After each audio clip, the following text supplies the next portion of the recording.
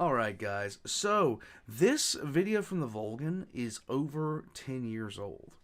And this is recovered from the Marianas Trench. It is the most requested video on the server right now. And I'm actually looking forward to this one. One thing that I've noticed when I look at like my older material is that I look at it and I'm like, I could do so much better now. But I also look at it and I think, look at how far I've come in making and in scripting and in putting things together in my researching methods and how I put phrases together and how I present lore. Look how far I've come in the 2 years that I've been doing lore for 40k. My first lore video, when I literally recorded it on this headset. I still remember that, and I look back on it now and I'm just like, you know, I listen to it. All I hear are the flaws and the things I could do better. And then I think, wow, I've come so much further now than I was back then. So let's check this out. This is recovered from the Marianas Trench. It's going to be interesting to me because it's going to help me out as in my own creation process to hear, because I really do respect the Volgun as a creator, and being able to see where he came from versus where he is now. Here we go. I need to write this down because I forget things sometimes. And I think what I heard today was important. Not to me. The time for me or almost anyone else alive on Earth today to make a difference is past. But someone, somewhere, might be able to make something of this. Or at least find it helpful. Or something. Once I'm done, I'm going to seal it up in a pipe, coat it in wax, and chuck it into the ravine. Maybe someday someone will read this and try to put things together, if they're allowed to. I'd love to start at the beginning, but I'm honestly not sure when the world started to end. Could have been years and years before the final bits, or it could have been all at once. Everything was just so grim. What with warmer air, cooler seas, too little gas and too many people. Things could have been unraveling for ages before things bubbled up to the public eye. What I and others remember most was when the Disney magic sank. It was then, I think, that most people started to think that things might be worse than they seemed. But what? The Disney magic was a big cruise ship, one of those liner jobs that tools around islands and stuff. One day, the news was screaming about how it suddenly just went down when it was trying to put into port. The weird thing about it was how there was no video of it for such a long time. Some still pictures of it floating, fine. But none of it actually going down. Then, somehow, a tape showed up and the news started playing it. I have to imagine that they didn't review it first. The ship was puffing along, strong and fast.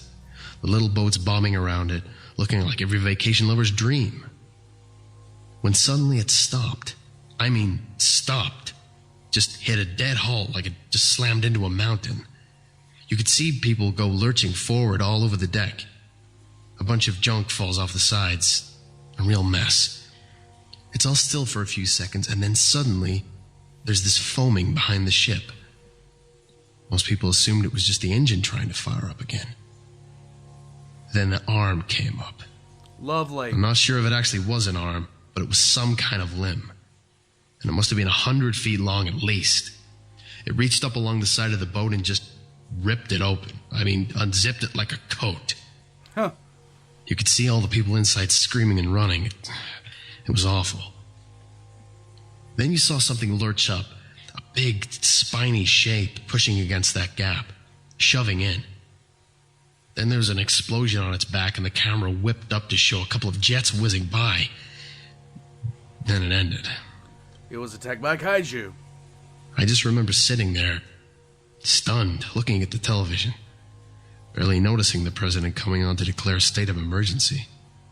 Definitely kaiju. I think it was 2 or 3 days later when the TV went under full government control. Maybe in a week. I'm not sure. The internet got clamped later, but soon all you could hear, read, or see was "Remain calm. Everything is under control." The oddest thing was anytime I'm in a position where I start reading "Remain calm, everything is under control," that is the appropriate time to literally not remain calm, because everything is not under control. Or it's the time to look at everybody panicking and just slam your head against the desk a few times just to erase the pain. During the early days of the Rona, everybody was freaking out, and I was just like, please chill. Please chill. Just don't do anything stupid and you'll be fine. But of course, we had people trying to shank each other over toilet paper. Was that life really didn't change much for a while. Bills still came, still had to go to work, go to school, and all that. Just a lot more scared faces and a lot more weird talk. Pretty soon we were getting told whole towns were being evacuated, that there was a plague or a riot or a terrorist bomb or some other nightmare. My brother down south said that they got moved because of some huge wildfire. The weird thing was, he said that the fire moved oddly, seemed to shoot right for gas or brush, and didn't travel evenly. After a while, he swore he saw what looked like a 20-foot-tall man of fire walking and eating everything. Lovely. The call got dropped right after he said that. I haven't talked to him since. So things got worse, little by little. People kept being moved. There was no real way to communicate with each other anymore that was really reliable. So it was hard to say just how bad things were. Still, word of mouth was still going strong, and it was creepy. Crazy shit, really. Stuff about zombies in the north, killing frenzies in the east. A place near the ocean where the ground was alive, eating people. A cult screaming about the second coming and killing people to buy off God. I started pulling more and more away from people just to get some ignorant peace of mind. Looking back, that probably saved my life. Finally, one day I woke up and there was blood on my window. It was outside and I could hear some insane shit going down outside. Screaming, clanking, gunshots. It smelled like burning wires. I hid. I'm not ashamed to admit it. I left my fellow man to rot. Do it. And hid inside for almost a full week. Long after the noise stopped, after the 5th day, the electricity and gas gave out, along with the running water. When I finally got hard up for supplies, I poked my nose out and saw that the whole west side of the world was gone. Now, I don't know for sure if it's actually gone, but there is a cliff that starts 30 feet to the west of my house, and I cannot see the bottom of it. I also can't see the other side of this ravine, so, for all intents and purposes, that part of the world is gone for me. Lovely. The suburb I was in looked like a war zone. Blood, broken stuff everywhere. Houses carved up. No bodies, though, which I still think was weird. I scrounged up some food and stuff from some of the houses, and then went back home. I've been doing that for a while now. I'm not sure how long, really. It might have been years and years. Or just a few months, it's hard to say. Sometimes the sun just sticks in one spot for what feels like days. Other times these clouds roll in and you can't see 2 feet. There's things around, too. I run at the first noise, but I think they're about man-sized. They seem to like metal. Other little things scramble around in the rubble sometimes, so I try to keep clear. One time, a thing that looked like a pill bug the size of a cat crawled out, looked at me and screamed stop in perfect English. Nope. I hid inside for days. There are also these big blimp things that float around sometimes. They have little bug legs on their undersides. They look kind of like maggots, but with eyes all over. They eat everything when they are on land, but most of the time they stay up high. One of these had just passed when I found the hurt guy. He was all ripped up and looked like one of those SWAT team guys you see on TV sometimes. But his combat suit thing was ripped to hell. I dragged him back home and we talked. He said that he'd been hunting the blimp thing, but had gotten attacked. He wouldn't say by what, but he looked like he was on his last legs. I fed him some canned beans and some water. He seemed to come around a little. He asked me who I was and was I all right and all that. He seemed kind of shocked when I said he was the first person I'd seen since the west of the world vanished. He told me it wasn't gone, just relocated. Lovely. But wouldn't say what that meant. I helped heal him up and kept asking who he was, but he wouldn't say. Finally, he said, screw it, and that his orders were probably no good anymore anyway. And he told me.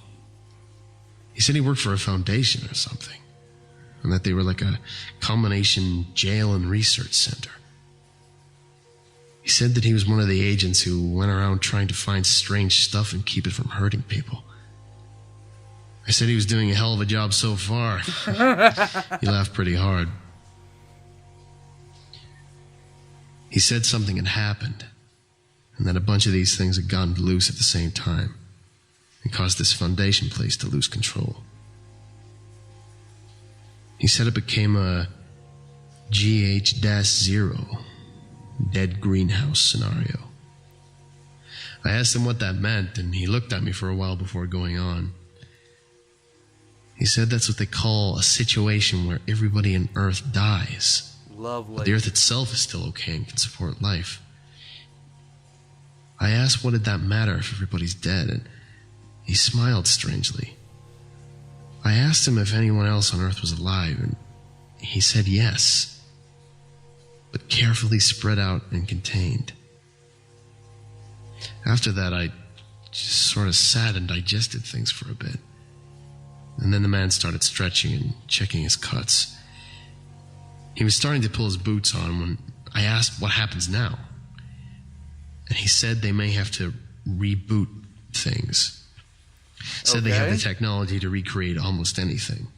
And that making people is actually pretty easy. Said that they would clean out and contain things, rebuild broken cities and repopulate them. It would take a long, long time. But he said they would eventually get things back to the way they were before. Okay. He even said that they could recreate memories and stuff. Lovely. I just sat kind of stunned and watched him as he just kept going. Getting dressed like this was all no big deal. I told him he was nuts, and there was no way people could just forget. That this could all be just swept away. He stopped, looked at me, smiled, and then said, "Why not? It's been done before." I don't know if that man was crazy or not. But I think he was sane. As he was leaving, he said something about putting my house underwater. Please don't let them brush me away. Don't let them hide us. Try and find more. I know there's got to be more people who tried to leave something behind. Don't let the world die in vain. Remember us. No.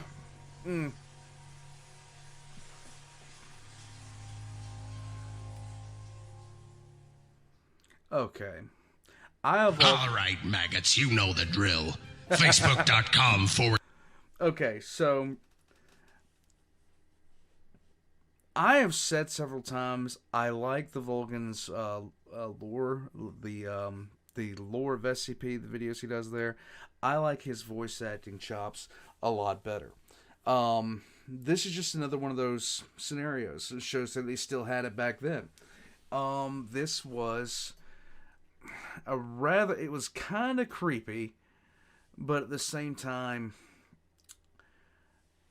it was more sad to me than anything. Because this shows just what can happen during a containment breach of a couple of Keter class that are dangerous, that they can't really get under control that effectively. This just goes to show you, and a couple of Euclid for that matter, but this just goes to show what could happen if even a few of them got loose and got the wrong ideas about what they should and shouldn't do. I really do need to continue the When Day Breaks series, and I think I'll do that after confinement. I love these kinds of stories, especially now that I'm grasping more and more of the more and more of the SCPs involved. There are still so many SCPs that I just haven't seen yet and don't know anything about. So for me, it's a thing where it's just like I watched Confinement episode 2, and I saw two characters in there that if I hadn't watched a Dr. Wondertainment like just one Dr. Wondertainment video before I saw that, I wouldn't have known what those things were. I just would have thought they were interesting, funny little things. It's I wonder how many of the things that he mentioned in this are SCPs.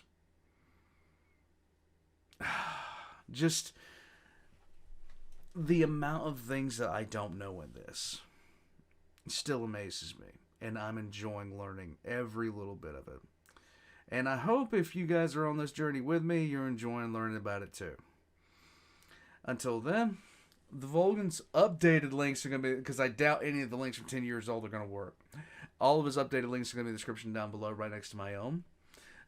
If you'd like to help me out here at the channel, leave a like and a comment, and that's going to help me out in the long run with the algorithm.